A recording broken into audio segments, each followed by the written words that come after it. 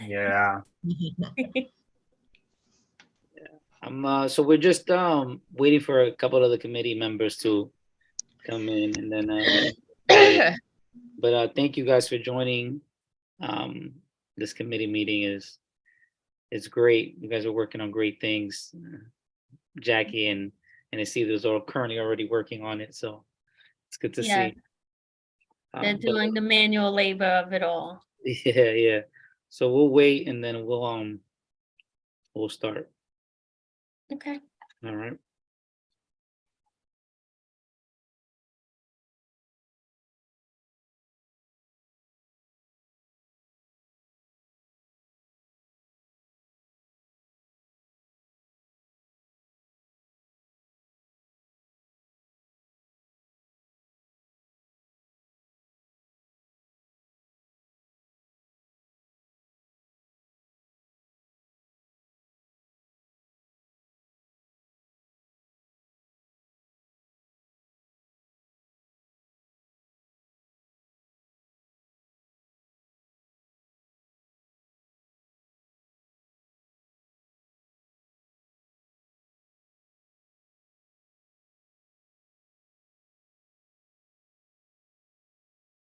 Chanel, how are you gonna hand it off? Is it prior to the meeting or after you start recording? After I start recording. Okay. Okay, good. So just so I know. Yeah, and then at the end of the meeting you could just, end the meeting and it'll be fine. Okay, great. And the file of the recording will come to you, I imagine. Yeah. Yeah, Okay. it'll be the same. You're just ending the meeting this time. Okay. That's all that's changed. And obviously the Yeah, power. well, and then like you need to be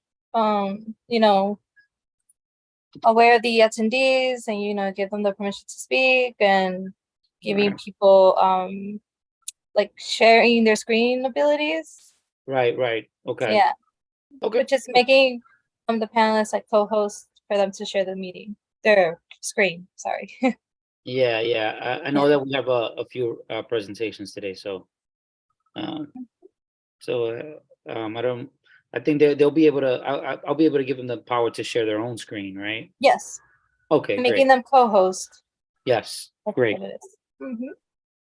awesome. All right, great. So we'll give them another 3 minutes or so, and then we can get started. Okay. We're not voting on anything, so we don't need to meet quorum. No, we have. Jamilna, how are you? I just saw you. I know you're there. How you doing? Good evening. Good evening. Good evening. It's good to see you. Good to see you. Good to hear from you. How are you? Thank you. Pretty good. Pretty good. I'm happy that it's a collaborative joint meeting today. A lot of folks. So I look forward to the conversation of the day. Yeah, for sure. For sure.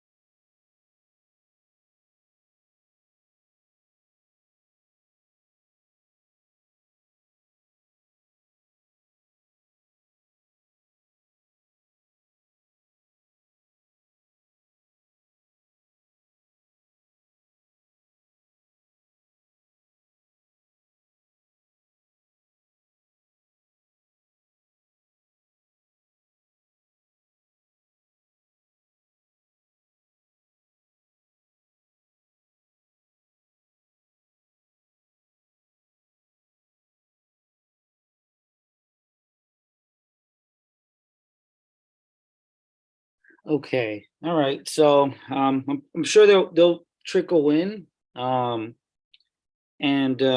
we'll start the meeting. So I'm calling this meeting to order at 7:05, April 4th.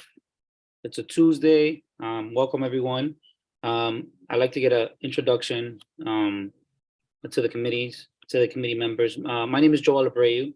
I am the current chair of the Business Development Committee of Community Board 12. I've been serving on the board for about 3 years now. It's been fun. I love doing this. I lived all my life here in Washington Heights. What we do here is important. The small business is the life and blood of Washington Heights. And our job is to be liaisons between the resources that the SBS organizations do, to be a liaison for them to our community, right? Our constituents, people who are not in this meeting. So what we do is important, right? Our jobs here is we are unpaid, but we do this out of our love for our neighborhood. And I tell you all that because I know it might just be three of us, but us three are going to disseminate that information, pass it around to the bigger board and their constituents, and right, and the message will follow along. So it's very important, this meeting, although it just might be three of us, but us three are gonna definitely pass this message forward. So I'll let my other committee members introduce themselves. Jermina, you could go first.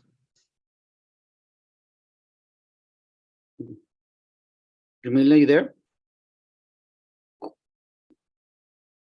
I don't know if she's there. Who got connected? Hector, just quickly introduce yourself, please. Hello, how's it going, everyone? My name is Hector Bonilla. I joined the community board last year. I'm on the business development committee, and I'm also on the land use committee. And I have the pleasure of serving and supporting Joel in this community and supporting my community. And I also work a few blocks away from Joel. Yeah, that's right, Midtown. That's where it's at, man. Different banks, though. Different banks. JP Morgan. Where are you, Hector, again? I'm at UBS Financial Services, and I do investment banking, business development. Awesome, awesome. I'm a financial advisor, a business banker now. Honestly, that's where I've shifted. So we have two banks. No acquisitions this time, though, Hector. Market slow right now. It's crazy. So I have two other members joining. Hi, Carl. Hi, Emily. Just to guys catch you up to speed. We're just introducing ourselves. Jermila, are you there? So we can introduce yourself. Okay. Carl, you can introduce yourself really quickly. Yes. Name is Carl Unebu, member of the Business Development Committee. And yeah, happy to join the meeting. Welcome. Thank you, Carl. Hey, Emily. Hi. How are you? Great. I have a slight cold, but I'm great. Hi, everyone. I am part of the Business Development Committee. It's all new to me. I don't know too much about business, so I'm learning as well, but I'm also contributing as much as I can. And I'm part of the Housing and Human Services Committee. And I've been a resident of the Heights forever, 30 years. So, yes. Awesome. All right. So we have great guests speaking today. First, let me do a motion to adopt today's meetings. Can I get a motion? Second, that motion. Second. Well, a motion to adopt today's agenda. So I hear first and I hear a second. So thank you. So first, what we're going to talk about today is the bids, right? Is a business improvement district. We currently have one, and correct me where I'm wrong, because I'm learning too, in Washington Heights and Inwood, in 181st, and we're going to have Isidro talk about that in a minute. I think I have you second on the agenda, but first, we want to find out what is a bid and what it means to construct a bid from from the ground up and what that application process looks like and what's the general purpose of it. So I know we were supposed to have Michael, right? I put Michael on the agenda, but we have Leslie from the Small Business Services of New York City. So I'm not gonna do too much talking. I'm gonna hand it off to you, and we can go from there. I don't know if you can share your screen, Leslie, with us. Let me see if I can make you a co-host here, and then you can share your screen. Okay, let's give it a shot.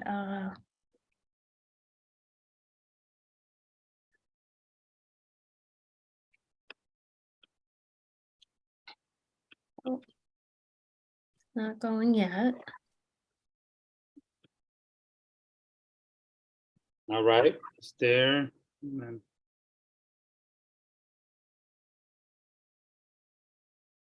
Okay, you can see everything? Yes? All right, hello everyone, I'm Leslie Velasquez. I'm with Small Business Services. I'm the Director of Bid Development and Legislation. Been working alongside Jackie Tessman, who's also here today from Cloth. So I know she's listed on the agenda, so I won't cover anything that she's doing. I will go over the bid formation process and how Cloth has been granted so far. So I'll try not to make this too long, but the agenda for the presentation is what SBS role is within bids, a bit about bid basics, what bids do, and some information about bids across New York City and how to form a bid. So here is SBS actually in a bid in Brooklyn, the Bed-Stuy bid. We were able to get Mayor Adams last year for National Small Business Week to go out and do a flash mob dance, and that's our commissioner to the front as well. We had some practicing to do that, but SBS does play a key role within bids, and we oversee and strengthen and grow the bid network. So as an oversight agency for bids, we make sure that the nonprofit organization governance is adhering to its contract. We are on the board. There are 76 bids within New York City, and SBS sits on each and every single bid board. We ensure that the bids are acting fiscally responsible, and we help them as well throughout the billing process. We provide support to strengthen the bid network. You see the picture here of the fiscal year 21 biz trends report. We release one annually, and this gives you information about all 76 bids throughout New York City, their budgets, how they allocate their budgets, what they've been able to do with that budget. And we find many bids as well as groups that are trying to form a bid use this booklet here, and it's also available online to provide key information on the best practices. We also facilitate interagency meetings each month with bids. So Isidro can attest to that every month there's an open call for all bids to sit in and find out what the current updates and things. The laws are constantly changing, so they're able to help their bid directly. And we provide legislative and technical assistance. We work with communities like Washington Heights to grow the bid network, forming a new bid, expanding existing ones, providing the data and tools and planning expertise.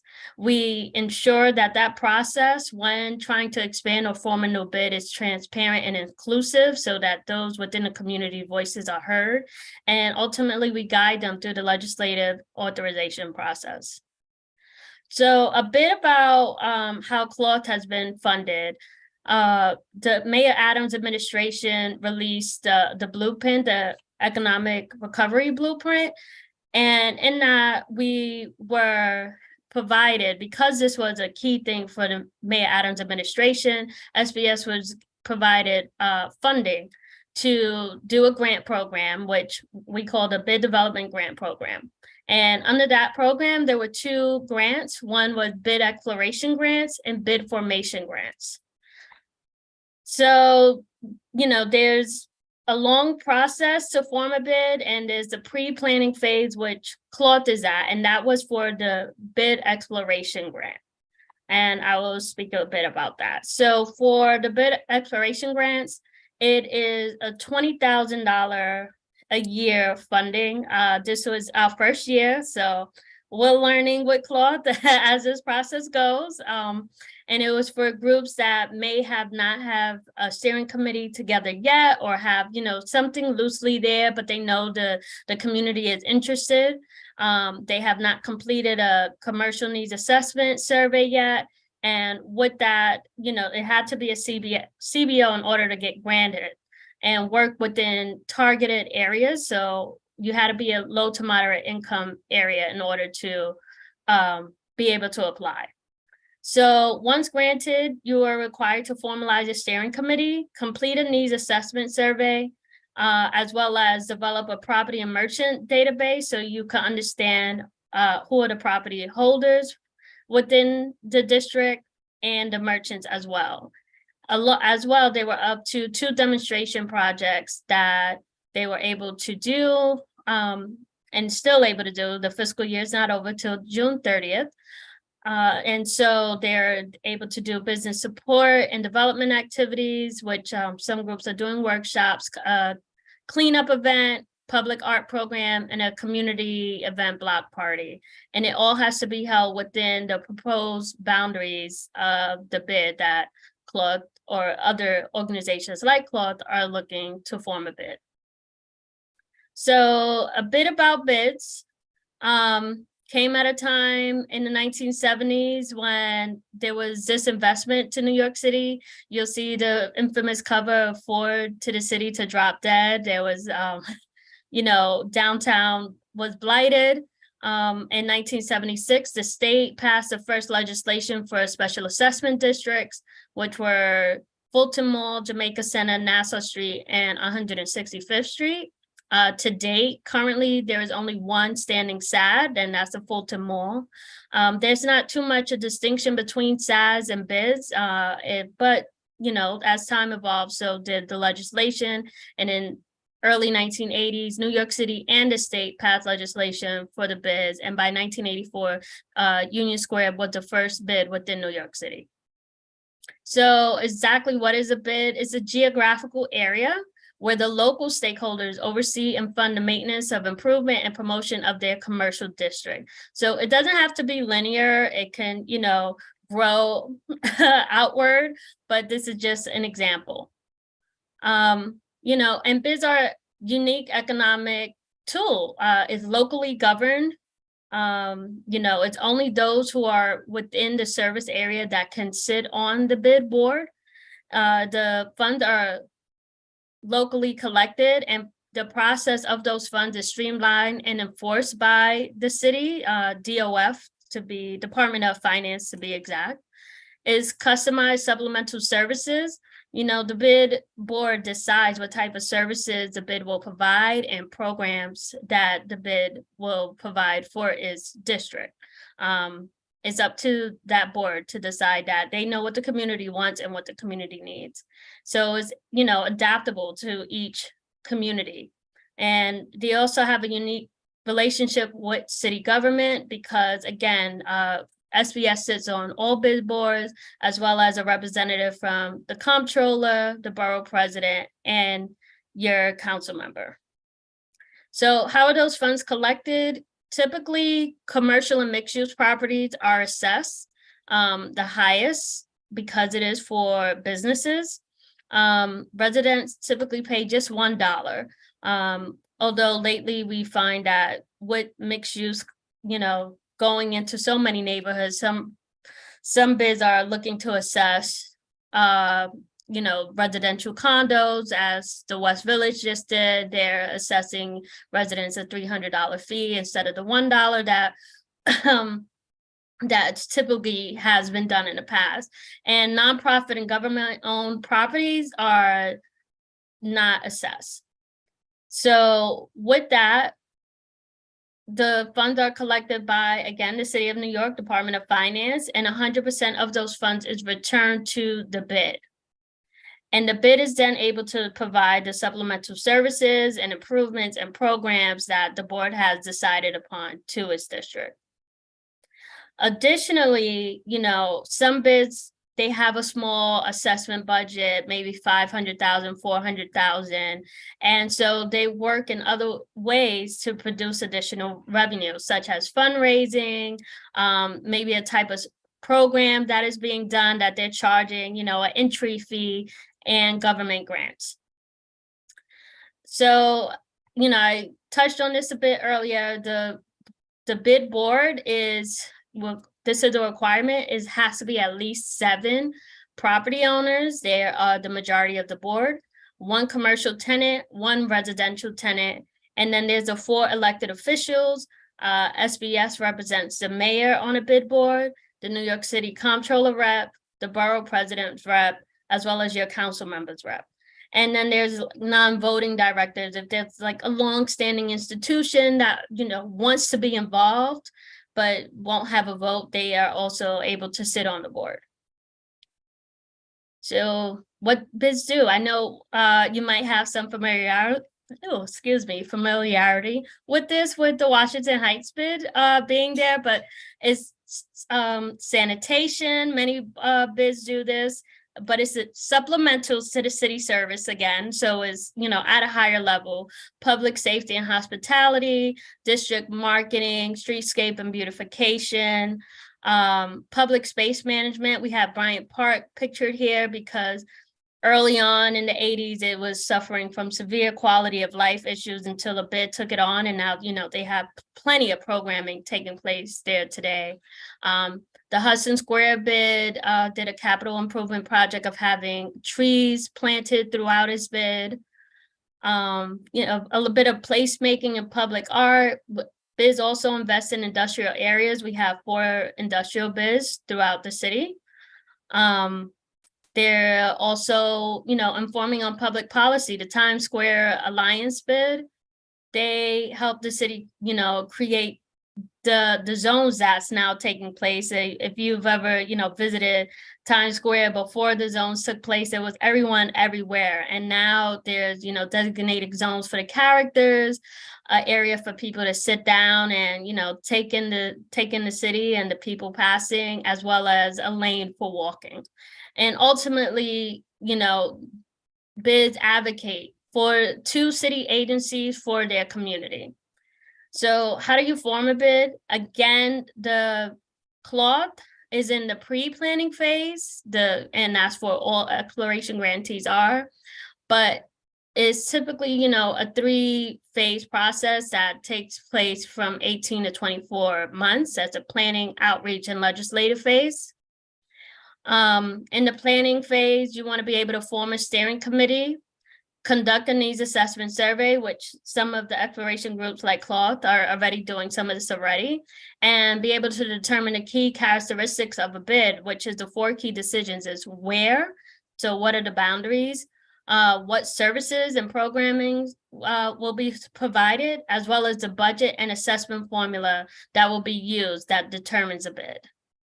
From there, you go on, once that is completed and you have all those 4 key decisions made, you go on to the outreach phase.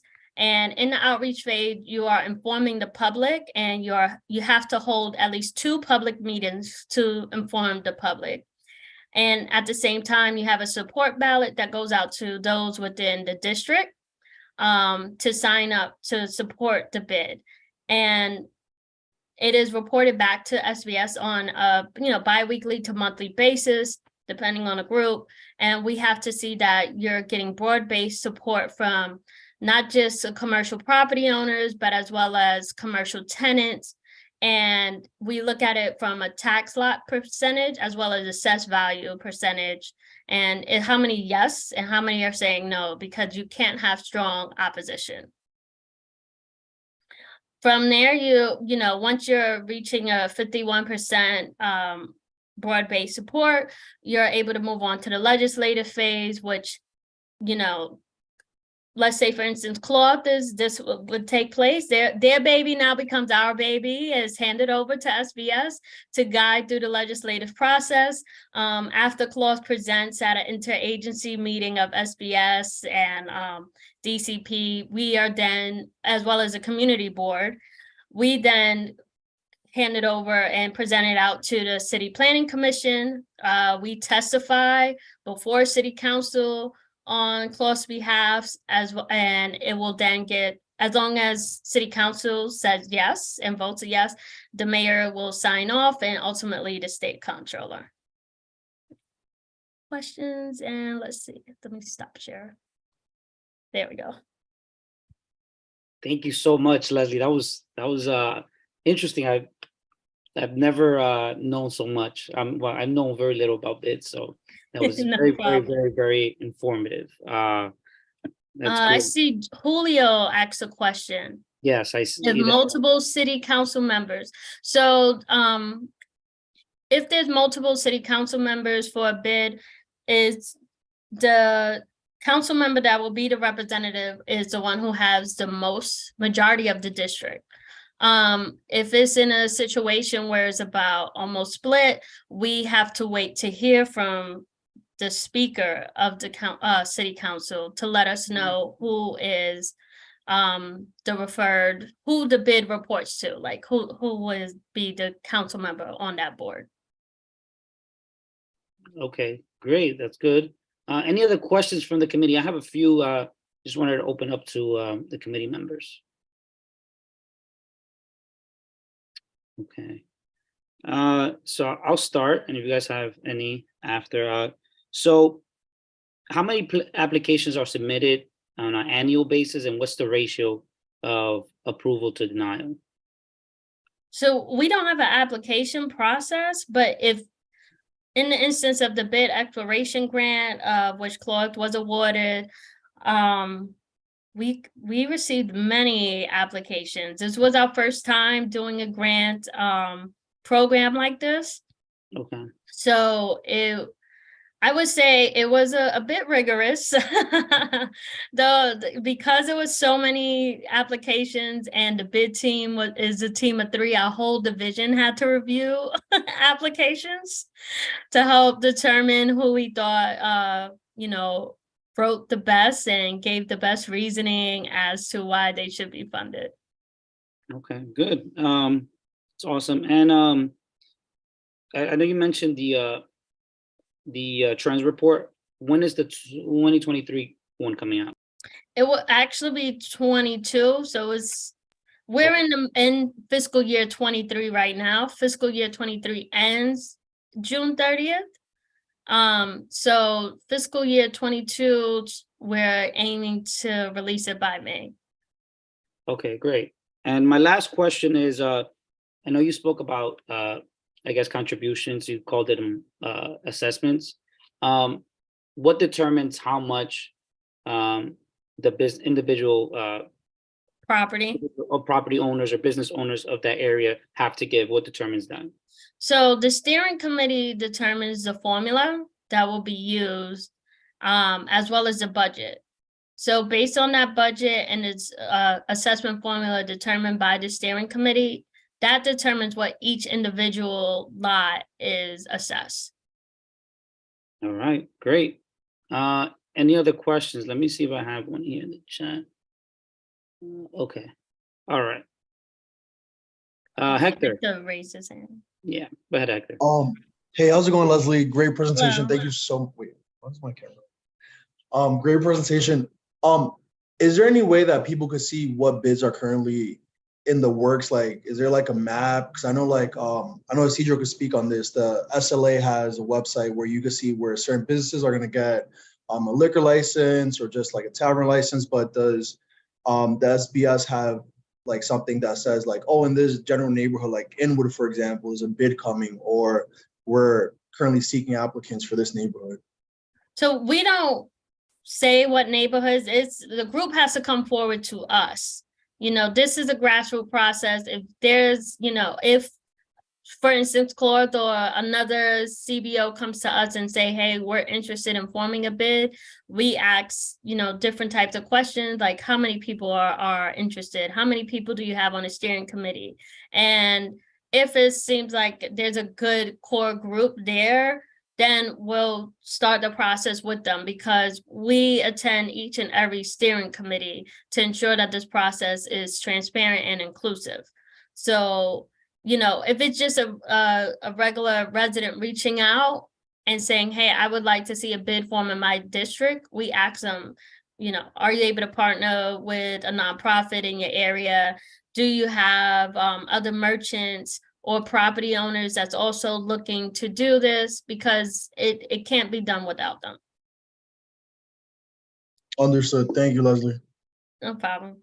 Thank you, Hector. That was a great question. Emily? I actually had the same question as Hector, and I'm really sorry. I do have to look at this video again. I've never heard about a bid until today. But I was curious to know what percentage of bids are in Uptown, because the examples that you did show us were like Midtown or more downtown. So maybe, there's multiple questions here, like how can we educate the community more about this so that they could invest more into it, and how, and I myself need to look at this video again, because I was like, I still have a lot of questions, but how to get community buy-in, and then how many bids are out here in Uptown in our region. In Washington Heights, there's only the Washington Heights bid. Overall, there's about 51, 52 bids outside of Manhattan. So, and we're a network of 76. So that's to give you an idea. Most people do think of Times Square and of the bids within New York City, but there are many outside of New York City that host many various events that's truly, just community serving and driven. Yeah. So if I'm doing the math right, there's only the Washington Heights bid is one of 16 in Manhattan, right? How many? 1 of 25. 1 of 25. 1 of 25. Okay, that's crazy. And it's crazy because I kind of agree with you, because if it wasn't for this, I wouldn't have never known what a bid is. I would always see downtown that there's certain maintenance guys that work for a certain area, but I didn't know what it was. So until I met Isidro and I was part of the community board. Additionally, Emily, we have Isidro, who's the director of the bid, that's going to present later on to tell you what they work on. But do I have any other questions from Yermina, Carl? Hey, Mancita, I just saw that you joined. How are you? How's everything? I don't know if you're still there, but welcome. But thank you so much, Leslie. No problem. Please forward us the deck so we can look at it, really understand what a bid is, and kind of pass this message forward, because maybe cloth is just the cornerstone, right? Maybe we need one or two and motivate other organizations to come forward, and maybe one in Dykeman or in 207, which has a lot of commercial real estate. So, Carl. Yeah, so I just have a brief question on this matter of bids. How do you do you ever interface with the neighborhood advisory boards, NABs? I'm sorry? Do you ever interface with the neighborhood advisory boards, NABs? You know what NABs are? And you said neighborhood advisory. Yeah, neighborhood advisory boards, NABs. We interact with whoever comes forward with a steering committee. Because what they're talking about seems to overlap with the kinds of stuff that NABs do. Because I used to be a member of the NAB here, the vice chair, and I never became aware of the bids or the SBS. I never saw an occasion where we interfaced with them, but I'm just wondering if, in general, if in the course of your work, you do interface with, let's say, the neighborhood advisory boards, because they also do community needs assessment and those kinds of things. And they usually work on the community block grants from the feds. So, yeah, so I was just wondering if perhaps you do interface with them, but that's fine. No, any group that is, stepping forward, looking to form a bid, then we're engaged with them. I would also say merchant associations, oftentimes bids derive from merchant associations. They want to ensure that there's a steady stream of funds, because there's a lot of times, often these organizations are volunteer, and what you give is what you give. So the bid is a legal entity, and once legislated into law, that allows the city to ensure that those funds are collected and dispersed right back to its district. Yeah, because it's interesting you should mention cloth as a CBO. So the NABs, we frequently dealt with the CBOs. As a matter of fact, they are our primary subjects of interaction when we engage in the kinds of work we do, like help to steer the deployment of community block grants. So yeah, when you mentioned the cloth, I thought, okay, maybe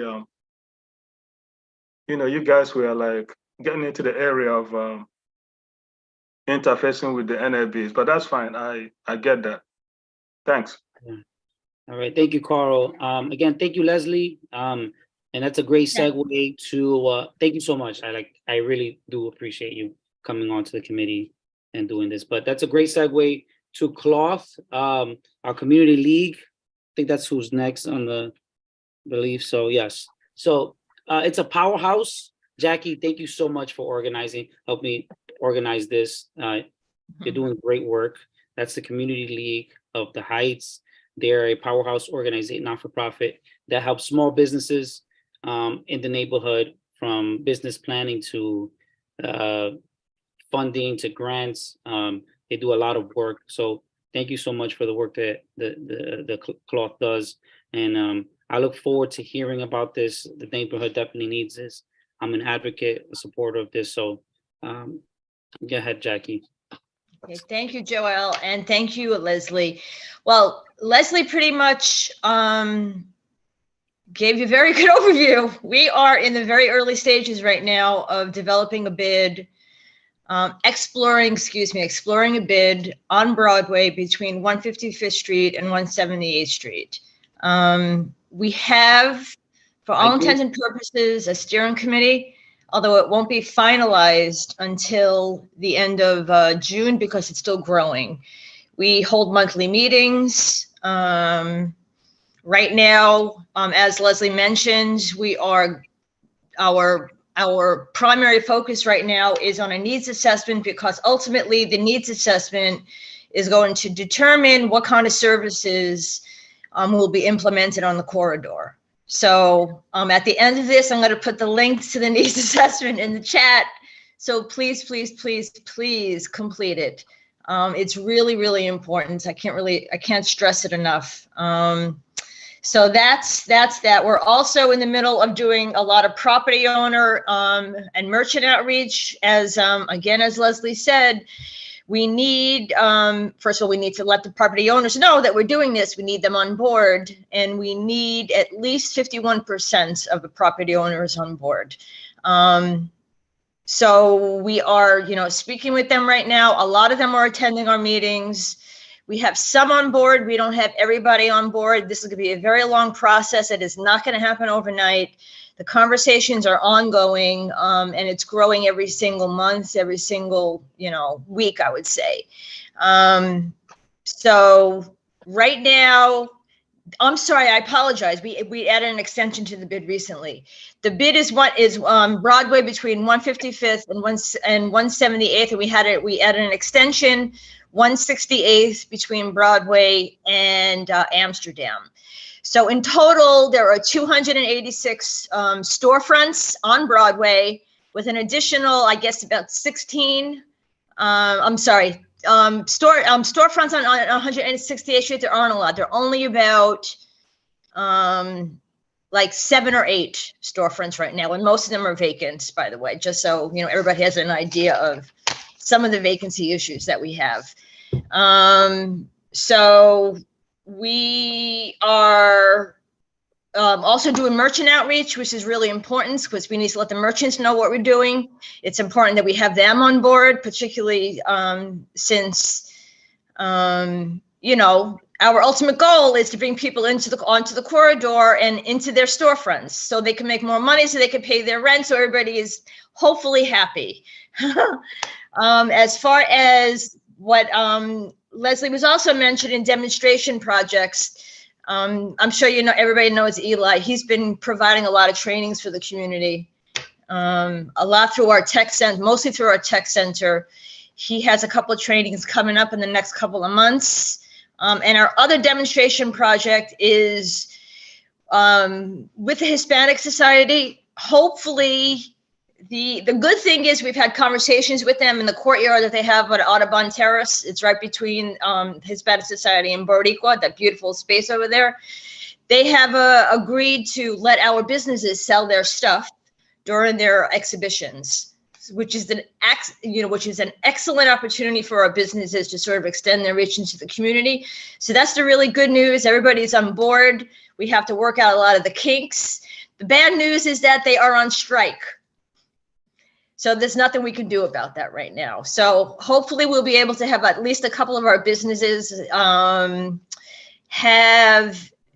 be able to sell at their exhibit that's in June. They're having an Orozco exhibit starting. Actually, it starts now, except we are not, it starts later in May, but we are, this is the first time we're going to do this, so we have some kinks to work out. So hopefully we'll be able to do it sometime in June. Hopefully. We'll see what happens with the strike. Right now, it's obviously everything is on hold. And just sort of, speaking a little bit further to Julio's question before, we have 2 council members. We have Carmen de la Rosa and we have Sean Abreu. And their boundaries are, Carmen de la Rosa, she has most of the area. I think with the redistricting, I think it's 160th Street where her district starts now, and it goes up to 178th Street. And Sean Abreu's district within the boundary is 155th to 160th. So Carmen de la Rosa has most of the territory, and they're both on board. They've both given us letters. They've both given us letters of support. They're very excited about it. They're helping where they can, and hopefully we'll be able to move forward soon with bid formation. And I think that's it. I'm going to put the needs assessment in the chat, so please complete it. Thank you. I don't know if anybody has questions or not. I have a few questions, but I'm going to open it up to, let me see if there's anything on the chat. No, I don't see anything on the chat. Committee members, any questions? Okay. Jackie, do you have like a pitch deck of what you currently are working on, and like numbers? I can definitely put that together for you. I don't, only because, there's just not a lot to tell. There's just not a lot to sort of speak, but I can put it together for you, Joel, no problem. If you want, I could put together a 1-pager for you. Would that be helpful? Yeah, just so we can speak on it, and have some, bullet points that we can hit right away. Sure. No, I'll get it to you tomorrow. Promise. Yeah. Just so we're able to answer some questions, because I know there'll be a few. So can you give us an example of like a needs assessment? Like, what are common needs assessments for communities? Well, I could share it if I could. Can I share screen? Well, I don't know if I'm going to be able to do it. I don't know if I'm going to be able to do it with my Google book. So that's with my Chromebook. Yeah. It gets sort of crazy sometimes. Let me see. I gave you co-host ability, so you can share your screen. Okay, where are you? Okay, well, I lost you. I don't know where I am. I'm sorry, I'm on a Chromebook and this happens all the time. We still have you though, Jackie. We can see you. Yeah, but I can't find my share screen.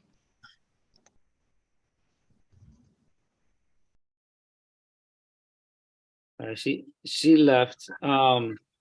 Maybe you can, Leslie, you can give us some needs assessments that usually you've seen Well, before. some of the typical questions is like ranking your top priorities for the neighborhoods. Do you find the neighborhood dirty? What type of programming you think there should be more of? Types of stores, like, you know, I know up there where they're exploring the bid, there's many restaurants, so maybe you want to see more clothing stores or so it's a variety of questions, but it's helpful to get the input from, you know, the consumers as well. It's not just merchants and property owners. So I will echo what Jackie says. Not only do you take the survey, but spread it to others, the full board, so community input is there. Definitely. Jackie, you're back. So she's gonna share her screen. I'll give her a minute. I don't know if she's able to do that.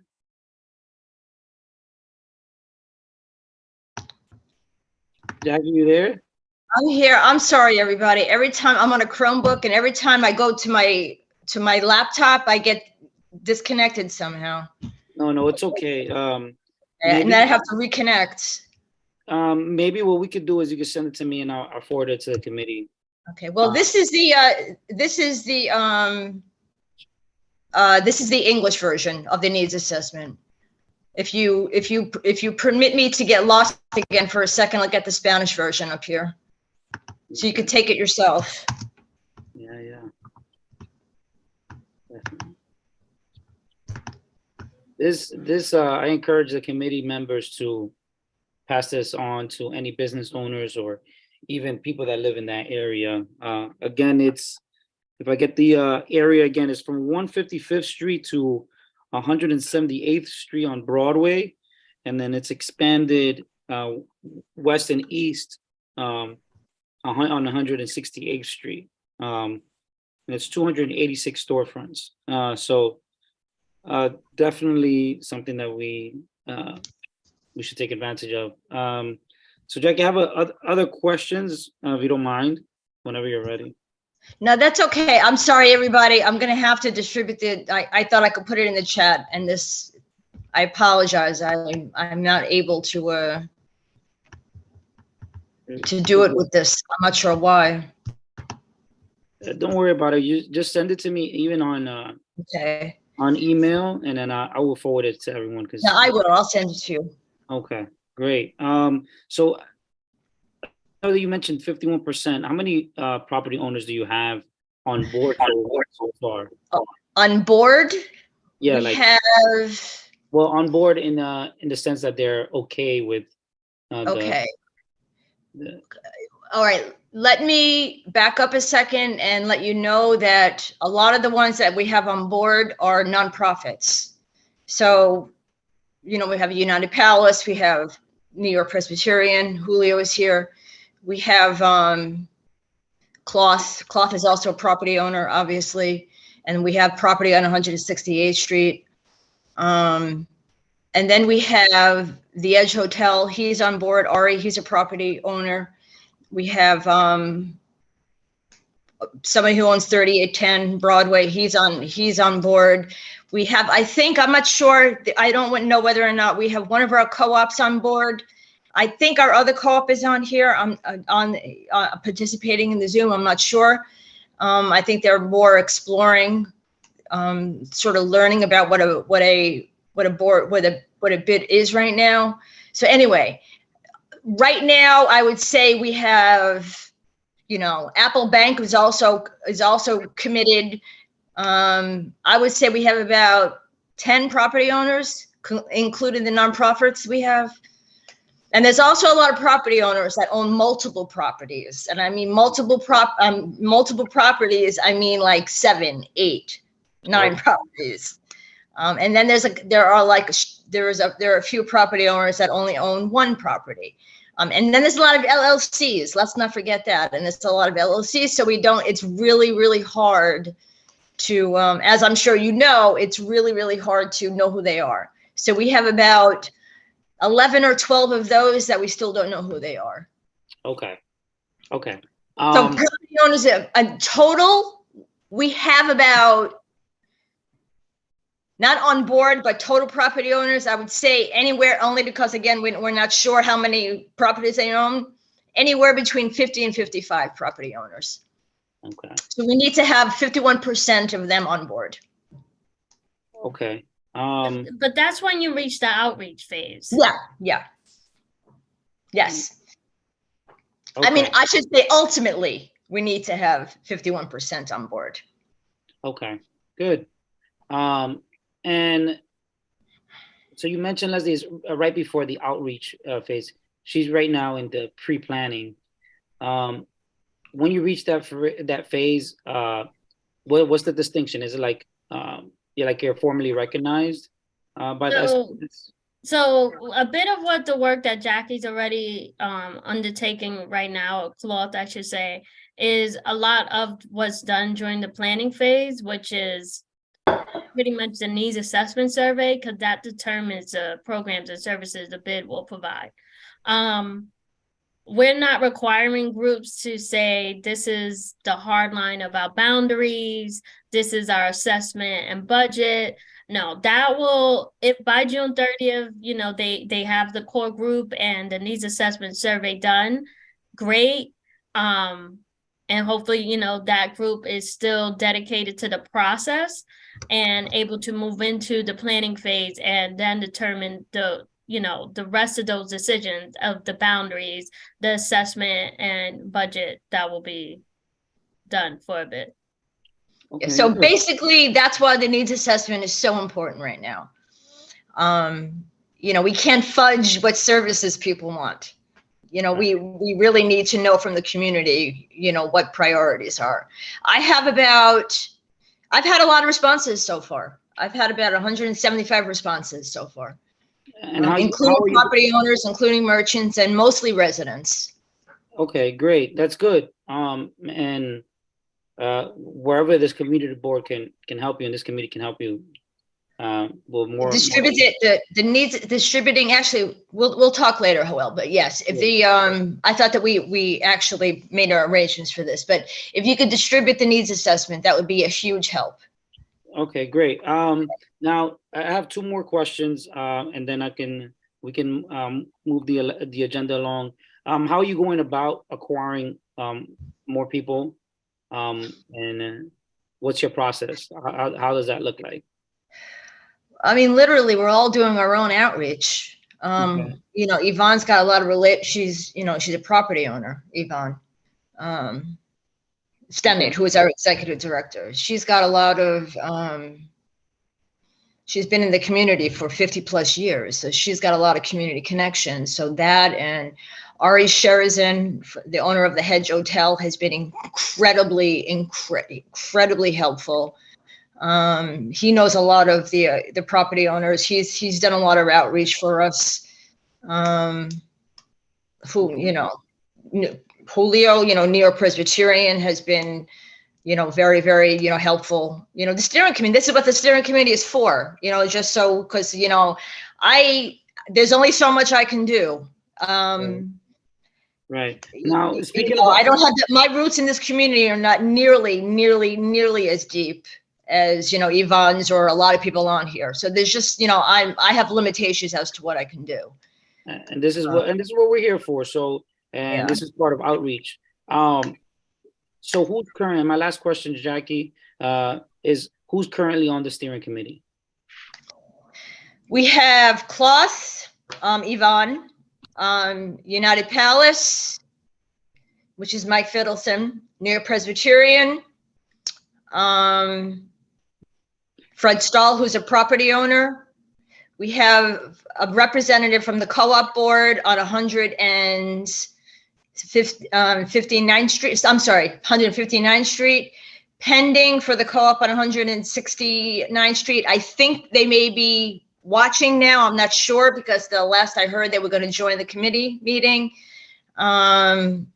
We have, oh my God, who I made name 6 so far, right? Then we have Ari Sherizan, who is the owner of the Edge Hotel. We have another property owner who owns 3810 Broadway, Mr. Stahl. And then it's growing. It's, you know, it's merchants. We have J&G Liquor, who's on, although we need another, and this is another, actually, this may be a very good opportunity to put this out there. We want another merchant on the steering committee, only because, you know, they need a voice. And Jose is great, except we need somebody that's gonna, you know, sort of be there, you know, and sort of, you know, attending. And, you know, God bless all the merchants. You know, we all work with small businesses. I know, you know, that I can tell you, I mean, as far as Washington Heights is concerned. But you know, they're busy. They have to run their business. They have to run their store. So, you know, they have their own limitations. Okay. So hopefully, you know, I spoke to Fort Washington Public House to see whether or not they would be willing to be on the steering committee. So, I mean, it's growing right now. Okay. And how often does the committee meet, and is that available to the public? Every month. It's not available to the public, no. However, Joelle, I think if you want to come as a representative, I think that would be fine. Okay. Yeah. And we'll talk more offline, because Okay. pepper is definitely something that everyone 181st. I'm not 181st. I was thinking about Isidro, but everybody on Broadway, on those streets, should get on board, because it's only going to help. Well, that's what this is supposed to be about. Right. You know, this is this is sort of giving the public foundational information on what a bid is. You know, nobody, you know, if you don't know what a bid is, you don't know what a bid is. So that's why, you know, Leslie is here, just giving foundational information. And, you know, we hoped that we would be able to impart more to whomever, you know, attended.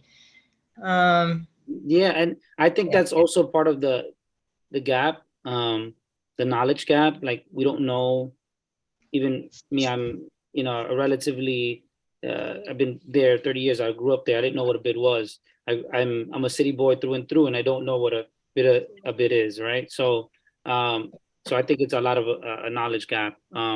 So I think bridging that gap, and then kind of talking about what cloth is going to do, and then the needs, coupled with the needs assessment, I think it makes for a good sales pitch for sure. So I think that it's going to be a grind, but I think that it's possible, and it's not only is it possible, it's necessary. But we'll connect offline more, Jackie. But I want to show the reason why I had Isidro and the Washington Heights bid present last. I'm sorry, can I just add one thing? Just so everybody knows, there's a bid in 125th Street also in West Harlem. If you want to get an idea, you know, besides the 181st Street bid, there's a bid in 125th Street, and they're forming one in East Harlem also. I'm not sure how far they are right now. No, you're correct. East Harlem is in the bid formation stages as well. What are they? What is it called, that organization, or is it just the bid? So there's 125th Street bid, Okay. and then there's the bid formation. Uptown Grand Central. Uptown Grand Central is trying to form a bid on East Harlem, picking up exactly where 125th Street ends and going over to 2nd Avenue. Okay. Yeah. I would have had them on here too, just to show what the you know, the community, what is all about. But that's good to know for the future. But I really wanted to show what success looks like as a bid, and I serve also on the licensing committee. He is the chair of that committee, and he is also the director of the Washington Heights bid. And I didn't know about the bid beforehand, but he does great work, and the bid does great work. So I just want to show what success is, and I just want Lucia to present what the Washington Heights bid is all about. Thank you, Joel. And Joel, I do believe that you were exposed to what a bid formation was all about when we did a CDNA for Inwood. So the bid association conducted the CDNA for Inwood with the hope that there will be a merchant association created. And moving forward, the bid will be formed later on. So the bid, the Washington Heights bid was successful in getting the merchant association created. We created the Inwood Merchant Association. And it's important to know that when I met you, Joel, I don't know if you recall, I was doing the survey that Jack is doing now. Oh, wow. Okay. It's all coming together. Right. So remember when we met, and I think there was some, you're a little bit hesitant in filling out the survey because you were a corporation. But in essence, I walked the commercial U of Inwood, at least I'll say like maybe 10 times each business, doing door-to-door outreach to make sure that the CDNA, was taken care of. And, the CDNA, as Jackie and Leslie were saying, is crucial to find out if a bid is needed or not. Oftentimes, what you will find out through the CDNA is that there's somewhere a leakage, be it financial or be it perhaps a need for a particular industry. Let's say, for example, that the CDNA that Jackie does south of 179th would indicate that more restaurants are needed in that area. So the CDNA would show that. Also will show that if there is a need for more parking spaces, more public spaces, all of that will be reflected on the CDNA. Also, if there's a financial leakage, we found out that in Inwood, there was a financial leakage, meaning that those funds were exiting the community and not being spent in the community that exceeded $210 million per year, meaning that money is not spent on the community. So the CDNA is crucial because it would give you a solid understanding what is needed. And SBS, they do an outstanding job in making sure that they evaluate the data properly.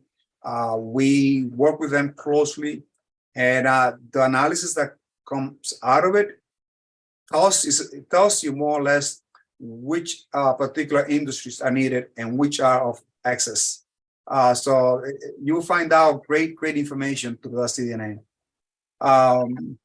Now moving towards what bids are and what we do here, like Leslie very well stated, 76 bid citywide. This bid, the city, the 181 first bid, is the second oldest bid in New York City. We were formed in 1983, so we are the second oldest bid in New York City. We don't have the capacity like the bids in Times Square and many others because of our assessment. It's very limited. But I think that, we do a lot as a bid. Just think about it. Every single day, there is about 11,000 bags of litter that gets collected on a daily basis by bids. 11,000 bags. Just think about that on a daily basis. Also, over 1,400 graffitis get to be removed from gates on a daily basis. So just think about, quantify that number. 1,400 times 12, that'd be close to 150,000, right? Graffiti that will be removed. So if we have to leave those graffitis unchecked, every single gate throughout New York City, at least within the bid, will have a graffiti on it. In total, we cover like over 24,000 stores citywide. This bid in particular only covers 250 or approximately 250. So, the amount of work that gets done by bids doesn't get to be seen unless you become part of the bid. And the reason why you don't become part of the bid, and this is important, is because our bids are private, public, non-private. I mean, private, public, non-private. We are private because the assessment is collected from the property owners. But we are public because we are a city agency under the jurisdiction of SPS. So that's why it's not an open meeting. It's a private meeting whenever we have a quarterly meeting. Also, one of your committee members, I know that Hector worked with us sometime when we needed security up here in Washington Heights. We were able to hire some people because of the many challenges that BID have. We had to make sure that we hired back then some security force to patrol the commercial area. And that is just something that very basic of what we do. There is supplemental sanitation, as Leslie mentioned, critical. If we don't clean 181st for 2 days, you will see a huge mess just in 2 days. So, there's also like the holiday lights that you see on a yearly basis. There's also lots of marketing taking place. We do a lot of advocacy. I think that the strongest case can be made that bids are the strongest advocates for small businesses by far. Because just think about it. I go to the community board, I advocate on behalf of my small businesses. I'm also part of I'm the chair of the licensing committee, as you all know. I'm also the co-chair for the Small Business Alliance of the DA's office. So we are everywhere. We have attended practically meetings from the council members, the congressmen, to local stakeholders, up to the mayor's office. So there is a bid association that oversee and advocate for bids as lobbyists, but in general, we go out there and we advocate for small businesses. There are some challenges that bid have, particularly now with public safety, as you all know. Most of our small businesses get rampaged, and unfortunately, some of them have been forced to close. There are other environmental issues like the one, and again, these are not throughout citywide, but at least within the Washington Heights bid, there are like environmental issues, like the busway that came to 181. That has affected our small businesses a lot. There was also a closure of the 181 station that also affected our small businesses. Currently, we have construction that is taking over a year, and that's taking out over 30 parking spots from small businesses. So I have to be on top of the constructing agency to make sure that that they stay on schedule to make sure that we get those parking spaces back, right? So the fact that perhaps some of you don't see the effort that bids do is because, in essence, most meetings, or practically all the meetings, with exception of the membership meeting, are held in a private setting, and that's why you will not get to know a lot of the details. But something that we are like really strong is to make sure that we get grants. Since our assessment is really small, we have to go out and fish a lot of grants. We receive grants from discretionary funding from our local council member. We receive funds from, we plan to receive funds from the congressman. And just recently, and this is going to be tied up to Jackie and Cloth, we might get a huge grant from the Presbyterian Hospital. And that'll be, in essence, to clean out the streets, paint all the graffitis, power wash some of our intersections, and just beautify the area. We're going to take care of the tree pits around the area, beautify it, and it's going to be a huge impact, particularly the area that Cloth has. The intended area is going to be from 167th to 179th and Broadway. So in essence, you're going to have a bid doing the sanitation, supplemental sanitation, graffiti removal, tree pits maintenance, and that is through the grace of the hospital. And once we have the official word from the hospital, we're going to make it public to make sure that everyone knows, what we're going to be doing in the area. Something that, I really want to stress is that the bids are your guards. We are like the front people that do the grassroots work for the city, in the sense that, we have SBS that provides all the logistical support to the bids, but the bids are the one that do the door-to-door outreach. And it was critical during the COVID pandemic that because of the bids, a lot of information was given out to small businesses. That is the infrastructure that is created, right?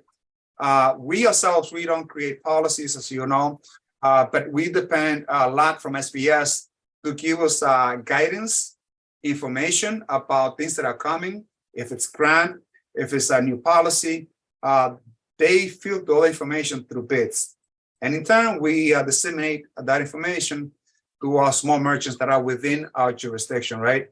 So during COVID, I don't know if you guys recall, but no one had masks back then, right? The face mask. So SBS provided us with tons of masks.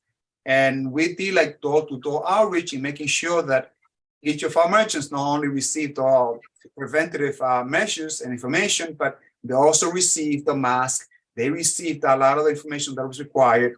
The grants that was given throughout the federal government, that all came through SBS.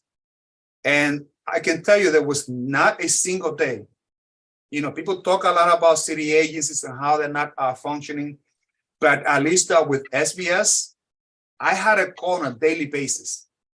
How are you guys doing? How are the small businesses doing there? What are the main concerns? And for a city agency to go out and call at least this bit up here on a daily basis, for me, that spoke volume, because it showed that the city, through SBS, actually did an outstanding job in providing information.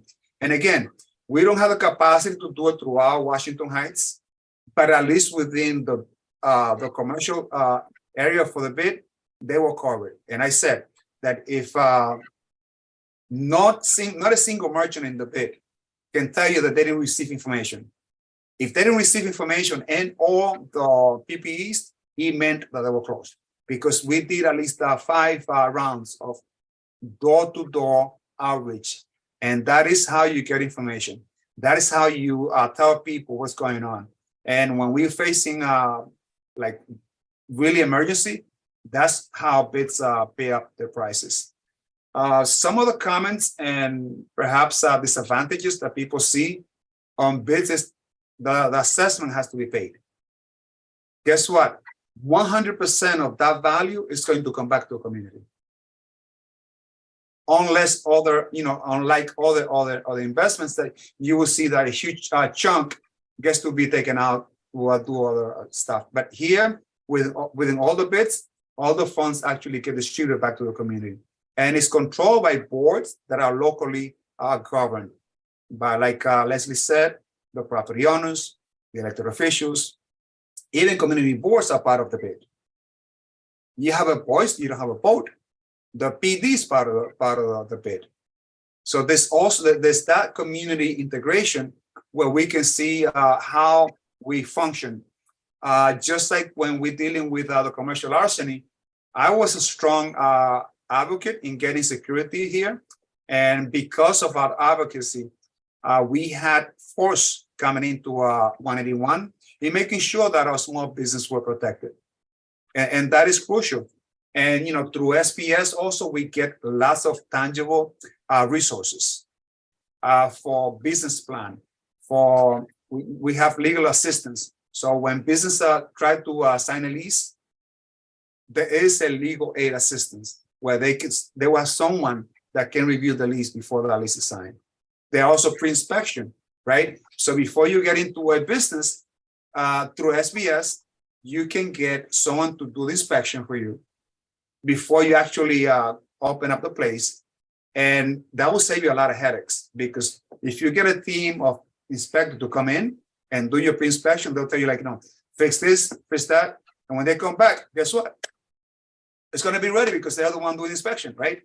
And besides that, through SBS, you have the MWBE certification, which is great. Why? Because if you think about it, the city has billions of dollars in contracts that will come to minority-owned business. And this is something that, as people of color and a community that has been neglected for a while, our community doesn't understand that, how powerful tool that is. But sooner or later, they're going to get it because we're pushing that along. And that can only be done through the commitment of SBS and obviously local bids. So, in essence, in general terms, we might not be visible, but it is because of the nature of our meetings. But again, there are a lot of tangible resources that are available for small businesses. Some businesses just don't have the time to find out what resources are out there, right? And that's why bids play a crucial role, because we out there to disseminate these tangible resources. And on that end, I can open up for some questions. Thank you, Isidro, for that wealth of information. I'll open it up to, I know that I saw,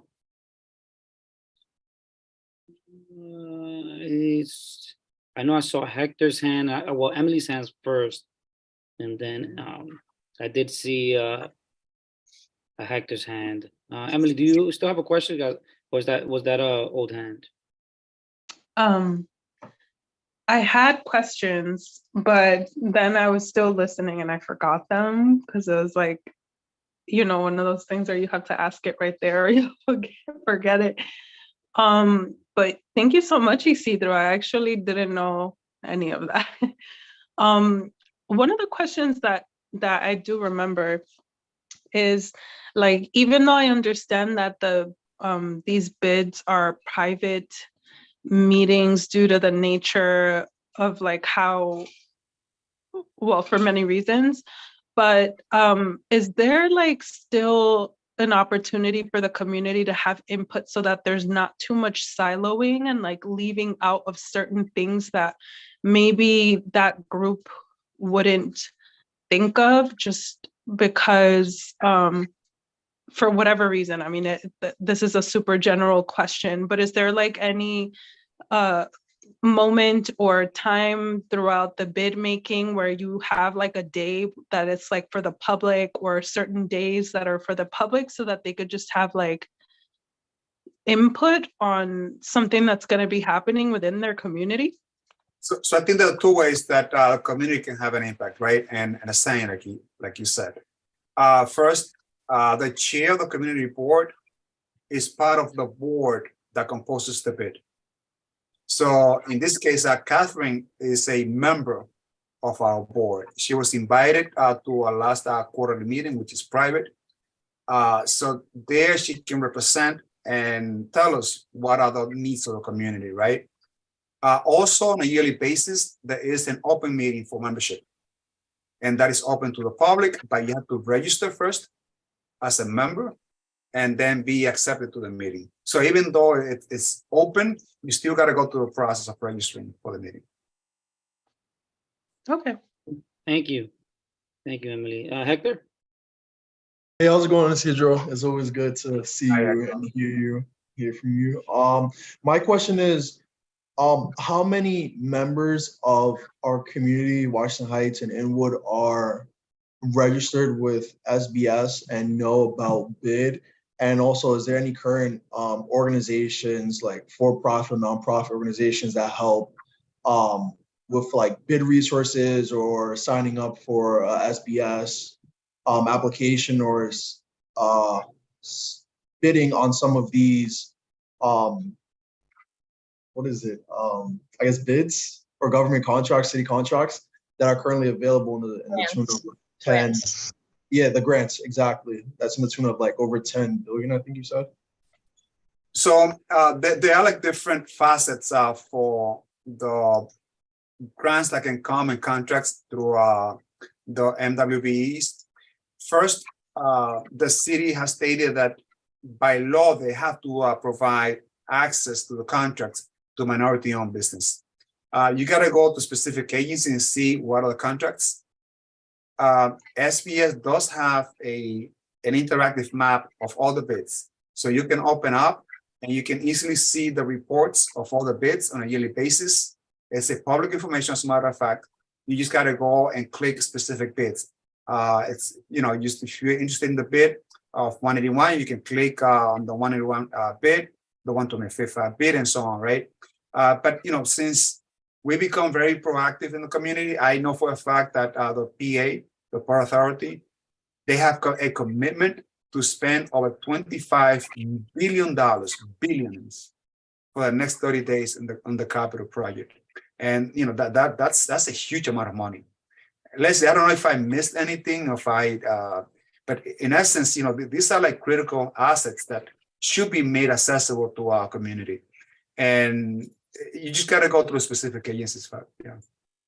Yeah, I mean, each agency on its own, tries to publicize any grants that's going out. So it depends on the type of grant that's out there. And for, CBOs, nonprofits, or individuals or businesses to be able to access that. We list on SBS website whatever grants that we have available that's out there, that bids, or even individuals, as Isidro mentioned, is the MWBE. We have a MWBE unit. He touched on the units that goes out and does inspections. That's our business services division. So if you go onto our website, it's a lot of different divisions within our agency overall. I just work on the bid team, but we do go out to the various neighborhoods to try to be as helpful and accessible as possible. And not just to bids, but to businesses and individuals who are seeking to start their own business, things like that. I would also add that I usually put, occasionally they have grants and loans available for small businesses. And I normally put all of that stuff in our newsletter.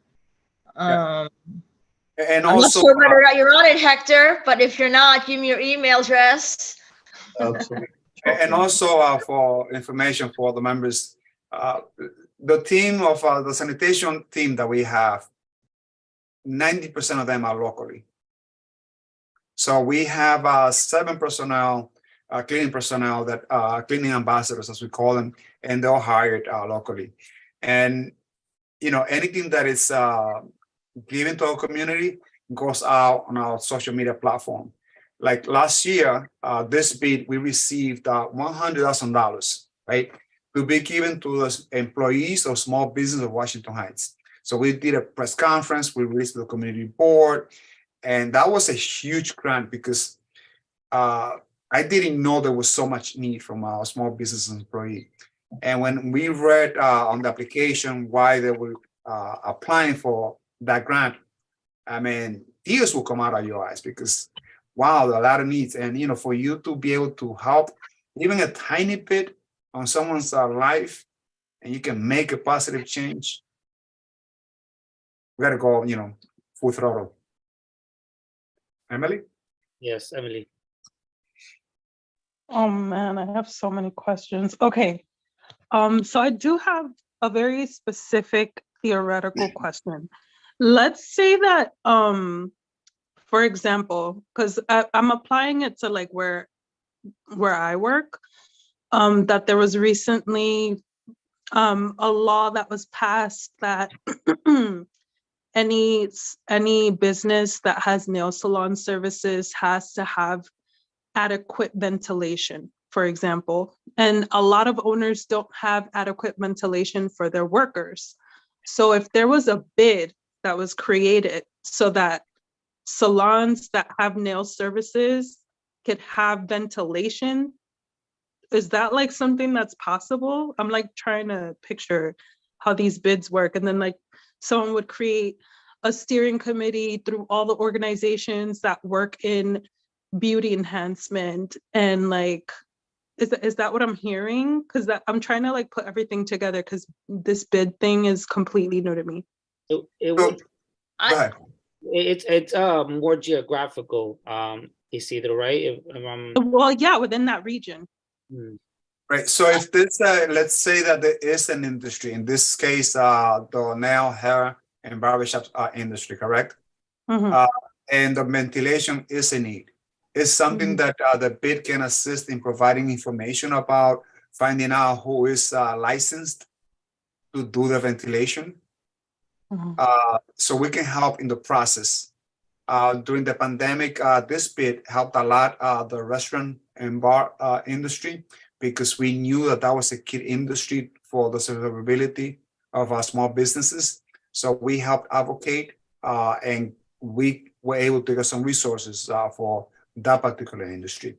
The hair and the nail salon, that's an industry that needs a lot of attention, because that is mostly a cash-driven industry up here.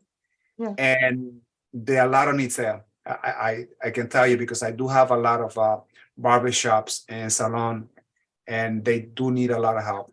And again, we can reference them to our city agencies that can give them proper guidance on how to comply. And this pre-inspection that I mentioned to you earlier, that could be something that can help.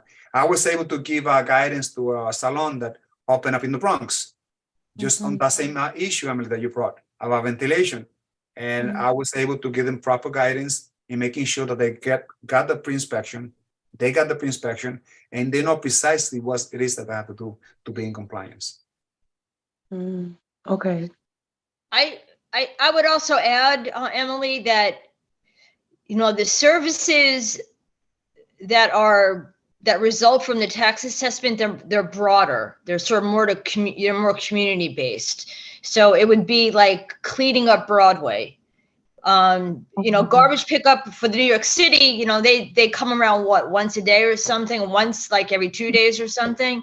So this would be like, in addition to the city providing these services, it would be using the assessment to pay for private services to pick up garbage constantly, literally constantly. That's why you see the people in those uniforms, you know. Okay. So it's like, it's broader, like for us to do events, community events that will bring people into the community with the goal of having them go into stores and shop. Right. You know, if there's lighting that is inadequate, on street lighting that's inadequate, you know, it's like capital improvement, that kind of thing. So it would not necessarily be for like individual industries. However, I do think that that's a really good opportunity to organize with. Yeah, I mean, salon. that came from my initial question, which was going to be if workers are involved in these bid meetings, because like I know that it's for owners and merchants, you know, but I also, that was my initial question. And then I started thinking of like the idea of having, because let's say there's like, I don't know, 50 to 100 nail salons or beauty type businesses within the corridor of like that region or whatever. And that's actually enough to like get some kind of a bid going to do something. I'm sorry, Emily, and you know, there's also presence of residents. So residents are part of our board. In our case here, we have 2 residents, right? We also have 2 small business reps that come to our meeting. So we get an understanding about some of the basic issues that get to be heard at the board meeting that governs the bid.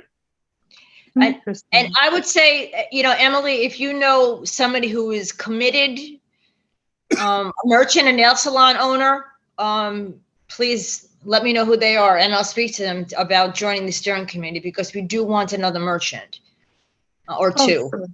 Okay. So yeah, but as long, I mean, it's just really important, and I know, trust me, I know how busy they are. You know, you need to make an appointment, and when you make an appointment, they're not there, or they're, you know, okay, I'll be with you in 10 minutes, and you know, it's a half hour, an hour later. I completely understand that. And But, also, FYI, I'm also part of the cloth steering committee for Yes. the new bid. So I'm happy to be part of the team as well. Awesome. And maybe because I have a question here in the chat. So do you want individual shareholders to fill out the application? Because I understand you probably have a few co-ops in your area, Jackie. Do you want individual owners of those Yes. properties? Well, to fill out the needs assessment, yes, absolutely, 100%. And we have one of the co-ops, one of the board members is on our steering committee. She has copies of the needs assessment for her building. Mhm. I don't want to be too much of a pain though. I just haven't got a lot back. Although I did give them, it was also available digitally. So it's possible that I just, missed a name. Okay. So yes, just the needs assessment, yes. The Helen Funk in the chat, yes. If you can drop your email, I will send it to you directly, so you can distribute it to all the residents in your complex. And so Isidro, I do have some questions, but I'm gonna get to them in a few. Just to reference, because I have a few months as the chair. Can we formulate this as a resolution to the board, and how will we go about doing that?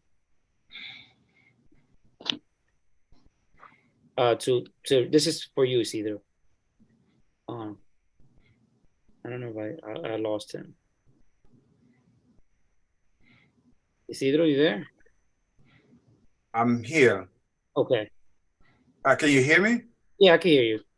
That's interesting because I see it unmuted, but anyway.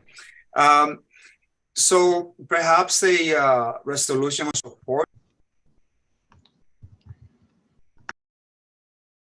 You're muted again. You're muted.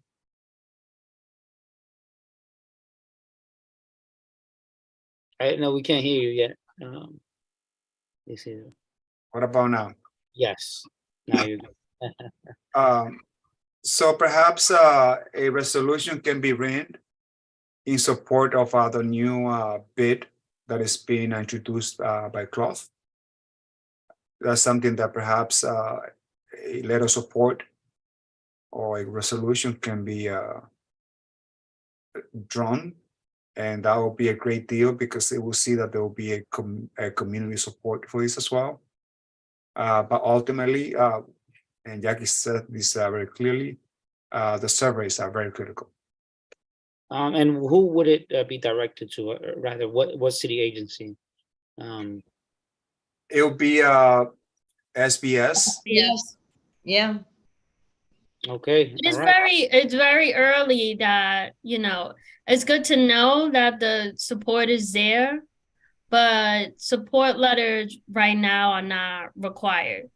Okay. I think it will be best when it goes to the council. Yes, Okay. when it goes to the council, or should we get additional grant funding to the next fiscal year and Cloth is eligible again, then, having a letter from the community board is helpful. What do you mean? We're still waiting, Jackie. I don't know yet. Cloth is eligible again? Yeah, if we secure funding, if the city administration disseminates funding to the big team again. I 100% understand. Don't worry, Leslie. Seriously, I do. And I just saw that Adams is cutting everybody's budget by 6% or something. So yeah, so we're trying. So we will wait until then. But we were happy to do that resolution. Now I just have, first of all, I want to have a huge shout out to everybody who's attending. Mr. Espino, I see you. Julio and Helen, I do see you. Thank you so much for your input. So I have just a few questions. Maybe I'll start here. To Isidro, that $35 billion investment from PAPD, is that directly towards the bid or in that area? No, it's open to the program of minority-owned business. it's obviously a tri-state, I would think. Okay, good. So just so you can speak a little bit about your area, who's your employees? I know you mentioned a few employees that are kind of sanitation. What's your area? How many employees you have, and where's your office? So we are at 560 West 181st Street. Our bid is very small. We covered 181 from Amsterdam to Fort Washington, then Broadway from 179 to 182nd Street, and then San Nicolas from 179 to 183rd Street. We covered about 250 businesses, and the employees that we have here, since this is a very small bid, I only have an office manager, and the folks that do our sanitation, we outsource that to an institution that does the sidewalk and supplemental sanitation.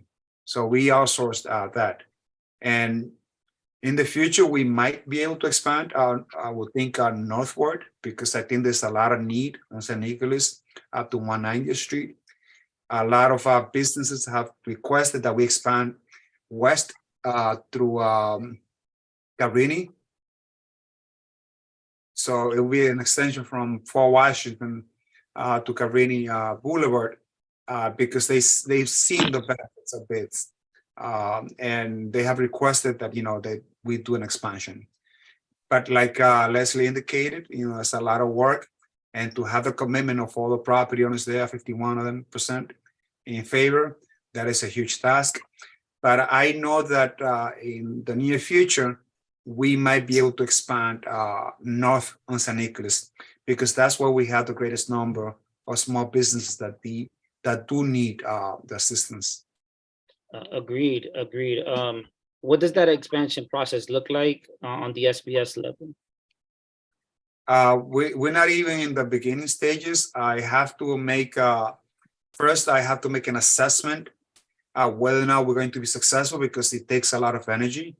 And then we have to apply for a grant to SBS for bid expansion. So it's a process. But Okay. the bid expansion process is the same as formation. Okay, great. Now I know you mentioned a lot of city funding. Do you get any state funding or federal funding as a bid? So you can apply as a nonprofit. You can apply to different grants. We receive first the private. We'll receive the private, which is the hospital. We receive discretionary through our local council member, Carmen de la Rosa. This year we received $63,000 from the council member. And then we also received, by the way, from SBS, a grant for $100,000 for small bids. And, we're doing great work with that. We've been painting lots of graffitis. We have been sponsoring some events. And if the funds become available, we'll definitely apply for that once again. And we are set that we're going to receive federal fundings from our congressman. That is in the work. And again, it will be also for providing to clean the street in Northern Manhattan, not just a bit, but throughout Northern Manhattan. So we are working with the Inland Region Association to make this happen. It's a lot of paperwork, but we're very active on that area. So it's a lot of applications to be filled out. The executive director for the bid, at least in this area here, I have to be the plumber. I gotta be, sometimes I gotta sweep. I gotta deal with a lot of issues within the building. I gotta go out and deal with merchant issues with street vendors. There are a lot of issues that are not 100% seen by the public, but we do advocate for the vibrancy of our commercial district. The 181 bid, I'm sure you don't know that we have the second most dense bus commute in New York City, second only to Flatbush. So 181 gets about 6 different bus routes going and coming from the Bronx. That's not taking into account Amsterdam, St. Nick, Broadway, and Fort Wash, and also the 2 train stations. So we do have a lot of foot traffic here. And we try to clean this area. But as you know, we have over 200 street vendors in the area, and it's quite a challenge to keep the area clean because people they're just not careful, and they just throw litter in the sidewalk. We have to pick it up. Yeah, not to mention you also have Jersey there, the commutes to Jersey and that Correct. So I have two last questions, and then we can move forward. Do you guys accept donations? Are you guys registered as a 501c3? Correct. Oh. And also something that we do really well, Joel, here is that we actually serve as a conduit for a lot of nonprofits here that do a lot of great work. So we serve as a connecting point to some of the corporations that we have in the neighborhood. So we are being able to sponsor a lot of the events because of the grace of some of the corporations that we have on board, that they give us some funding. We received funding from Chase a couple of years ago. Now that we have Chick-fil-A here and Target, I've been approaching them to make sure that they also help out the other nonprofits that we have in the community whenever they do events. That's excellent. That's awesome. And my last question is on the steering board of the Washington Heights bid. Who's there? And if you could share that information, because I know it's private, but or at least some of it is. But who's on the current board, and to what capacity do they serve? So we have a Radio Tower. They are our new board member for property owners. We also have the Apple Bank, which I'm sure you know, Rafael is part of our board. We have a couple of residents. One of them is also on the board. Jonathan Nunez is part of our bid board. And then, of course, there are the elected officials, which you already know them.